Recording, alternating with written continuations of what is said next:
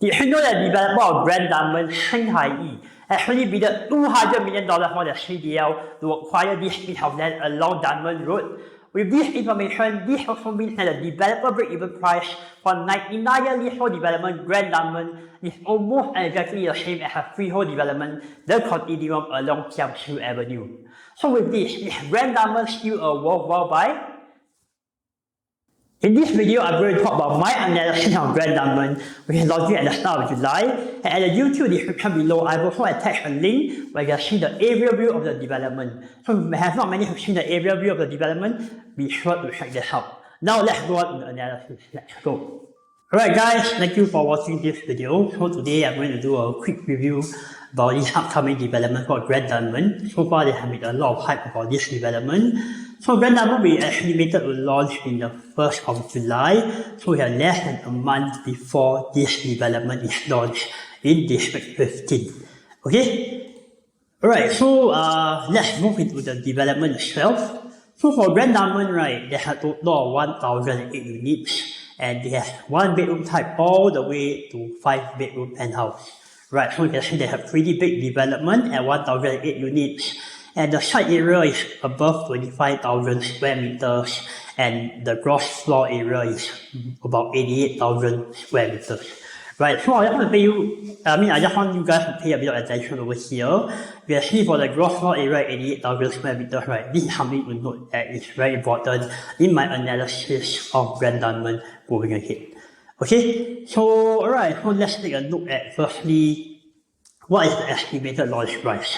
So as you may have known, right, in District 15, there are already 2 projects that have already been launched, and it's called Jalan Tembusu, the Tembusu Grand, and of course the Condominium at Jiangsu Avenue.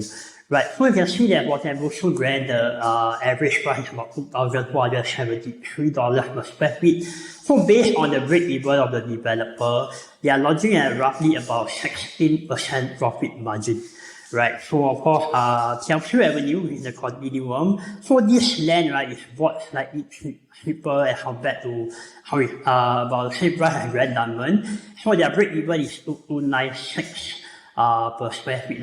And you can see that for the Condominium, they are actually launching at $2,724 per square feet on average. So it's about 18% profit margin. So in my analysis of Grand Dunman, right, there's something that I'm a little bit worried about, especially what is the developer going to launch this Grand Dunman at, right? So this is something that really determines my analysis on whether to actually enter into this development at all. Right, so if we base on 18% profit margin similar to the Condominium, and they are going to launch at above $2,700 per square feet, right, it's going to be a very, very high price. Okay, so the next thing we're going to look at is, of course, to compare the recent mega developments that have been launched in 2018. So I'm going to talk into 3 developments, Sterling Residences, Jetscape, and of course, Kingsford Water Bay. Right, so these 3 developments all have over 1,000 units, and they are launched all in 2018. Right, so for Sterling Residences, it has 1,259 units, and for Jetscape, it has a total of 1,206 units, and Kingsford Water Bay with 1,157 units. Right, so why I actually bring up these 3 developments? Because all these 3 developments have already cleared their seller stamp duty, so a lot of units have already been sold in the market, and profit has already been made already. So we can actually analyze on previous developments and how these 3 developments fare to really analyze into Grand Dunman itself. Right? Okay. So the thing about take a look over here, you can see that for Kingsford Water Bay, right, you can see, for Kingsford Water Bay over here, you can see that if you look at the top 20 transactions, it didn't do very well. Actually, the top transacted only profited about slightly more than 353k, and of course, the 20th transaction is about 197k. Right, so the profit margin is about 197k to 353k. Besides it being a big development, right? So I think it's a common fact in the market to know that, big developments generally do very well because of the sheer amount of volume of transactions that continue to push prices up after they have hit their seller stamp duty or after the development has actually TOP, right? But if you look at the next 2 big developments, right, Sterling Residences, the profit margin is very much different. So the top profitable transaction actually goes for 732k all the way to 351k. Right, so why is there so big difference as compared to Sterling Residences as well as Kingsford Waterway? Right, so you will see that even for Jadescape, we also did very well at 787k all the way to 392k. So these are the top 20 profitable transactions in the area. So that's something I'm going to analyze within 3 mega developments, since Grand Dunman is going to have over 1,000 units, right? Is it going to be more like Kingsford Waterway, or is it going to be more like Sterling Residences and Jadescape? So that's something that we need to look at the investor or even the buyer if you want to buy the Grand Dunman. Okay? So one thing I'm going to look at, that's the main difference, right, is the density of the condominium itself. Right, so this is actually a URA guideline. So for condominiums, right, you can see that they need a minimum site area of 4,000 square meters. And when developers actually build condominiums, in terms of their site coverage over here, the maximum site coverage they can have, right, is only 50%. So what does this mean? It means that only 50% can be allocated to any development that is protruding more than 1 meter from the ground. So meaning that if you were to build the residential side of it, the houses, the flats, right, you can only maximum cover 50% of the entire land size. Right, of course, here you have the plot ratio, depending on the plot ratio, how high you can build for each development. But of course, the plot ratio here is of course, again, restricted by very high controls, meaning that if your plot of land is near to air base, for example, you have a certain height restriction that you are not able to build. So you are actually able to only cap the certain amount of stories, right? So this is actually very important because, again, right, if you look at these 3 developments, Sterling Residences, Jadescape, and Kingsford Waterway, so what I actually did was I do this thing called how to measure the land density of each development, right? So you can see over here, for Sterling Residences, right, what I do is I take the amount of units, 1259 units divided by the GFA. So the GFA is over here at 88,000 square meters. I will have the units to GFA ratio about 0.014. And for Jadescape, right, I have a units to GFA ratio about 0.013.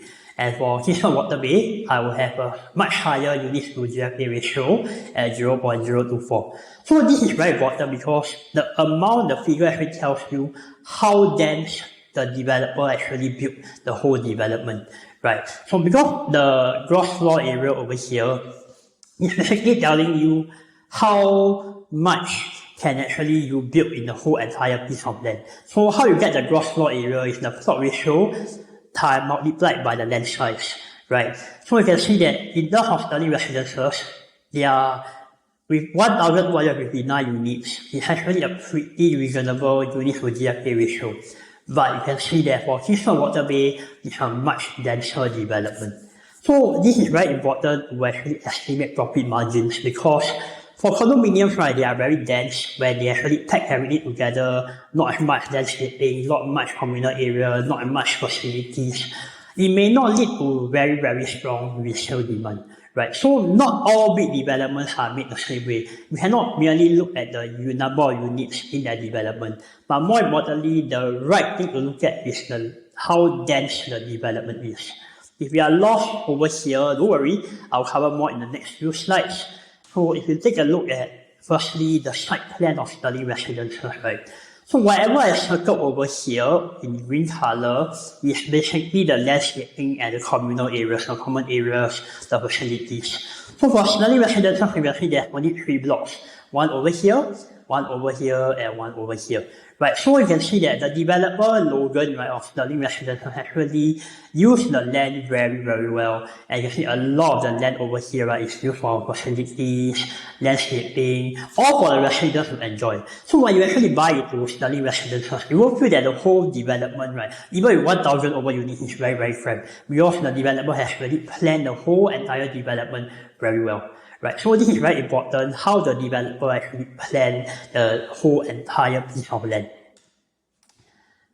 Okay, so the next thing we want to look at, right, is of course Jadescape. We will see that Jadescape over here, similarly, whatever green color they are circled over here is actually a common areas.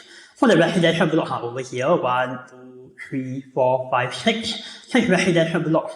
And similarly, Shenzhen actually did utilize this piece of land very well. We see that this land actually is triangular, but they still managed to squeeze in a lot of room for landscaping, communal area, and facilities over here as well. Right, so this will allow, if you actually enter into development, this will allow you the tranquil luxury. You feel that you are really in a full-fledged condominium, right? But if you look at Kingsford Water Bay, it's a bit slightly different, right? You can see that this piece of land, honestly, is not very, very huge. But the developer Kingsford actually squeezed these residential developments, right? Residential units into this part over here, the one that I circled in green. Whereas the communal area is only left with this small piece of land over here. So what does this tell you is that Kingsford, this developer, actually tried to squeeze as much profit margin as they can from this entire piece of land. So they would rather actually build more residential units so that they can actually make more profits. And they shortchange the buyers by having lesser communal areas. Right, so this is how you can actually estimate the land density. So this is what I call an eyeball test. Right? If you want to actually take the gross floor area and divide by the units, right? Or rather the units divide by the gross floor area, you can use the site plan as a good estimate as well. Okay? Okay, so let's look at the land density of Grand Dunman. So the land density of Grand Dunman, if you look at 108 units, so this is the gross floor area at 88,000 square meters. So it's 0.011. So if you compare to Jetscape, Sterling, and Kingsford Water Bay, Grand Dunman itself, right, is actually the least dense among these three developments. Right? In fact, if you look at the site area, so Grand Dunman is actually bigger in terms of the site area as compared to Sterling residences, but it has fewer units. So the developer actually planned this whole development very well because they had afford to push more units into the land size, but they did not. Right? So this is a measure of how dense the land actually is, and this is very important when you actually want to buy the big developments, because the number of units, right, does not really guarantee you that it will be a profitable development to invest in, because if the unit is very, very squeezed together, then the residents will not be able to enjoy the communal areas and the facilities. Similarly, if we look at Mayor House, for example, who have very little units but it has a pretty huge land size. So these are in the luxury developments. What the developers like to do is that they will build a lot of land for landscaping and for facilities for the residents to enjoy, despite not having much units, right? But they price the units at a very, very high price. Right, so these are traits of luxury developments. So the land density of Grand Dunman is actually very good. So it's actually less dense as compared to Sterling, Jetscape, and of course Kingsford Water Bay. Okay, so this is the site plan of Grand Dunman. This is actually released by the developer so far. I do not have exact details on what facilities are there, but I can see the residential developments are over at this area, over at this area, and over at this area. Right, you can see there's a pretty good distance all the way to the boundary wall. Right, you can see that there's a lot of landscaping over here, and this looks like the main drop off, and you can see that residents can enjoy a lot of greenery over here as well. Right, you can see that this is a very huge piece of land. So Dakota MRT is towards this side, and of course this side will have the landed enclave. So units over here will actually enjoy a very, very good view. Okay? Alright, so let's talk about the resale developments in the area as well, because I think it's important to look at what are the resale transactions that are going on in the Dakota area before you buy into Grand Dunman, right? So if you were to buy an area where there is no resale demand, what makes you think when you buy the new launch there will be demand? So that's very important to look at, right? So I do have an example to show you. If you all know about this development in the near Sembawang part of Candice Residences, so one of the videos I did, right, I actually said that development is one of the worst new launch to buy in the recent years. Because at Sembawang Park, right, you can see that there is no resale demand in that area because it's really too ulu already, right? So even if you buy it to a resale developer, at that point of time, although it was priced very nicely, but the area simply nobody wants to stay there, and the north of Sembawang Park area, right? So no point buying into a new launch like that because you will have people who want to stay there. So it's very important to know that, what are the price of the resale developments in the surrounding area. So we're going to look at both Dakota residences and also WATERBANK and Dakota. Okay, so firstly we look at Dakota residences. It's really healthy. So in the year of 2023, we actually had a total of 9 transactions happening this year. So it's really healthy, right? So on average, we actually is selling about $1,695 per square feet. So if we look at the price gap towards Grand Dunman, estimated we sell at $2,005 per square feet, it's about a 30% price gap, right? Then of course, if they sell at $2,700 per square feet, it's about a 40% price gap.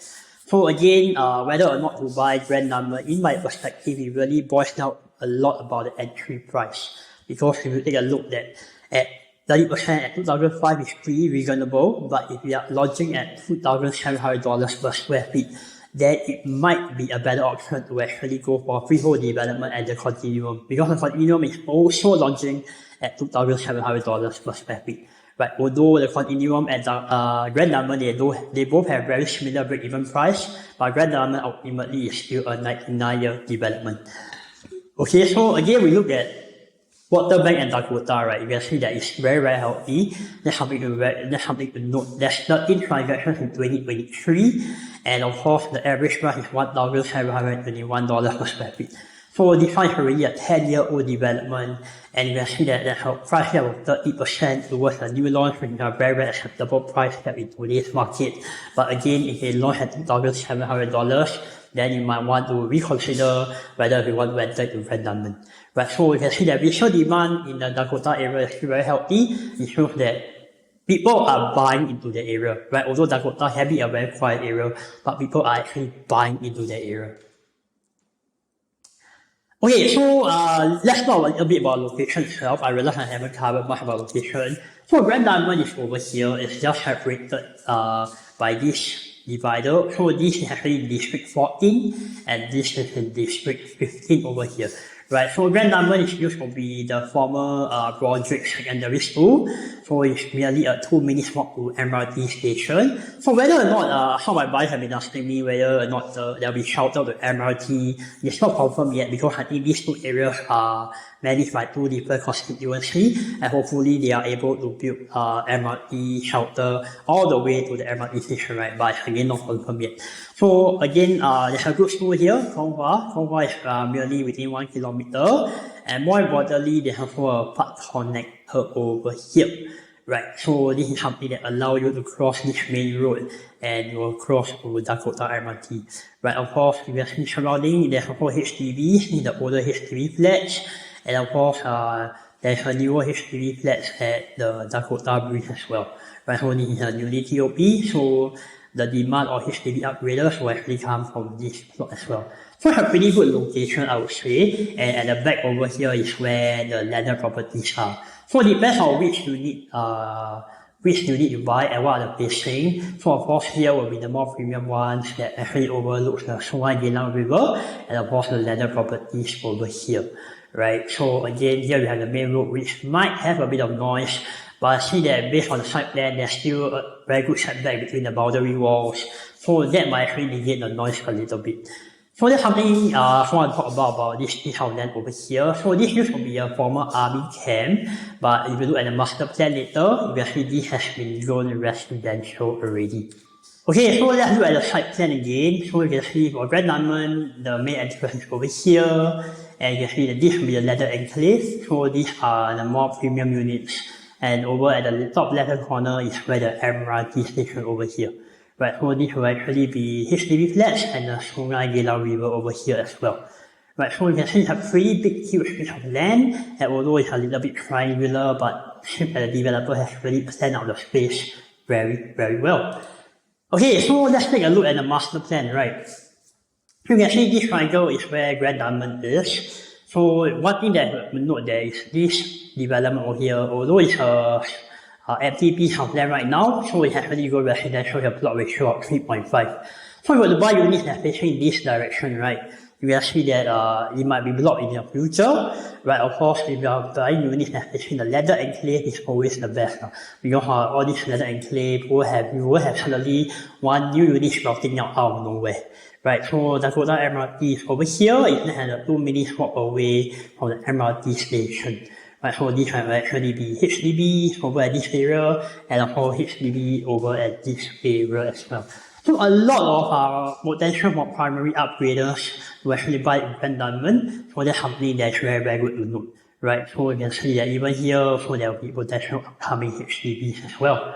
So master plan wise, we can really see which units to go for, and of course we have to know that how the developer will price it is of course another story, right? I'm sure that the developer will take advantage to price this unit at a premium, and maybe this unit not so much. Okay? Alright, so this is the view that you're able to get. So this is the leather enclave view. You can see they have tremendous view. So Grand Dunman is actually the maximum height is 18 stories high, and you can look all the way to East Coast Park, and of course you get a very, very nice sea view over here. You can see, wow, really such a tremendous leather enclave view, and that's something that I would really, really enjoy. So one thing that Grand Dunman really have over Temple Grand and the Condominium, right, is that for Temple Grand and the Condominium, one of the things that I see is that no matter which unit you buy, you are very unlikely to have a view, right? So despite it being in District 15, the Condominium and Temple Grand have this element that they cannot provide the homeowners with the view. A lot of you is either you are facing block or you are facing upcoming development, right? For example, Temple Grand, there's upcoming development at the front, there's no upcoming development at the back. Then of course, the Condominium, right, again you have two different plots. That surrounding they are all condominiums, right? But of course, based on certain units, right, if you do well identify them, you do have pocket unblocked view, right? But only a few units. But again, you can see that this whole leather enclave is a tremendous view for if you are only to buy this development, and I really feel that people will actually want to pay a premium for this. But how much of a premium as a first time buyer, you really have to do the math, okay? Okay, so on the left side of the development is where the residential units are, but it's still a pretty nice view from the 18th story. You can see that this is actually the newly TOP BTO, Dakota Breeze. Therefore, this is the older HDB flat and the Singhaiyi River over here. There, of course, you can see Dunman High over here. There you can see MBS, Suntec. So this is moving towards the city area as well. So Dakota MRT is very nicely situated over here, and you have merely a 2-minute walk away from the MRT. Okay, so a very common question that I get from a lot of my resale buyers is that, is buying a development near the MRT a surefire way to appreciate? And the answer is not necessarily. And why would I say that? So if you actually look at this development called Studio 8, which one of my clients actually own, it's a small development that's merely 5 minutes walk to Kallang MRT. But if you look at the transactions over here, right, the owner actually lose close to 400k losses. They make 400k losses, and there's zero profitable transactions. So being near MRT alone, right, is not something that is a surefire way to appreciate. Because again, if you look at developments, they are far away from MRT. For example, like I like to use this example of High Park Residences. So High Park Residences, you have to walk a 30-minute walk to Central MRT. It's a big development, but it still does very, very well, right? So primarily because of the entry price of High Park development, High Park Residences, that really allow the first owners to enjoy tremendous profits, right? So having a condominium that is situated at MRT is definitely a bonus, but it's not a requisite to make money out of capital appreciation. Right? But having an MRT that is nearby your development, when over the years, after 10 to 20 years, it will actually serve as a hedge. Because MRT won't move away, it will forever be there, right? So when your developer actually age quite a bit, people will still buy to their development a lot of times because they want the easy accessibility of that development. So another example we can take a look is of course Costa Roo. So you can see that Costa Roo walks to the Stadium MRT will take about 20 minutes, but they are still seeing very healthy profits. Even people who have crossed more than $1 million, right? Of course, there's an upcoming Thompson East Coast line at the Town John Road MRT, but till date, right, you can see that Costa Roo has been performing very, very well despite it being very far from the nearest MRT. right? Again, of course, similarly in the area, Tanjong area, Pebble Bay is another development that you have to walk about 15 minutes from the nearest MRT, but it still does very, very well. So this is something that I want to let buyers know that, having a development that's near MRT is not necessarily a way that they will appreciate, right? So you have to look at other things like the entry price, the land density, and most importantly, right, whether it has any special qualities or not, right? Because if your development is priced high, but it does not have any qualities to attract resale buyers, chances that you might not be able to make a very good profit as well. Okay? Right, so I'm coming to the last part of my short sharing. I will stay all the way till here. Thank you very much. But so let's look at the upcoming mass market developments in 2023, right? So I do believe that Grand Dunman is one of the last few developments if you want to buy a new launch in 2023 that you can enter. And why do I say that? Because in 2023, right, you look at the upcoming new launches, we are looking at the supply. There's more than 400 units. There's not many developments left, okay? So if you take a look, right, in the Jurong area, you have former Parkview Mansions coming up, right, at 440 units. Then, of course, the Peace Centre en bloc will actually garner about 370 units. But that's, of course, in the core central region area. So not many buyers have the affordability to buy the core central region, and not many people, own-stay buyers, want to buy the Bugis as a place for own-stay, right? And also, there will be upcoming Landor Central, 474 units. And of course, Hillview Rise near the new launch Fleetwood that's going to TOP soon, right? There's another 335 units. And Lentor Gardens, they're also launching very, very soon. They're estimated to be about 533 units. And of course, last but not least, we have the Marina Bay area, Marina View Residences, which will garner about 905 units. So if we don't add the Peace Centre and the Marina View Residences, you only have a total of 1,782 units coming up this year that are mass market developments. There's a lot of small developments coming up, like Magno Court. But if you are a fan of small developments, you can consider that. But personally, I'm really not a fan of small developments because I do know that big developments will definitely allow a higher possibility of capital appreciation as compared to small boutique developments, whether they are freehold or not. Right, so this is something that I can share with you. So basically, what's my verdict of Grand Dunman, right? So Grand Dunman, if at the right PSF, and what's the right PSF, about 2005, even 2006, maybe I will consider buying, but 2007, no, then continue to make a better choice. And why I done in Grand Dunman, firstly, if you look at the land density itself, it's actually a very, very nicely planned out by the developer, Singhaiyi, right? It's a big development, has a lot of units. So you do know that big developments do have the volume to actually capital appreciate very, very fast after its DOP.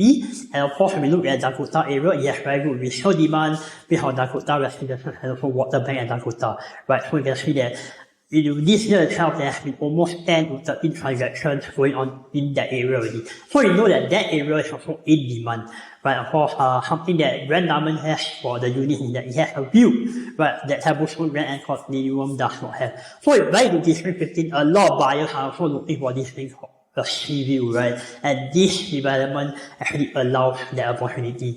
And last but not least, again, if you are looking to enter in the market in 2023, you really don't have many opportunities left, especially looking at more to central east area, then Grand Dunman will really be the last vote, right? So this is something that I would definitely encourage buyers to buy if the financial work for you. But then again, it's hard for you to decide which development is the best for you, right? So if you do have any questions for me, if you do have any questions about my sharing, or something that chime in with something that I learned from, right?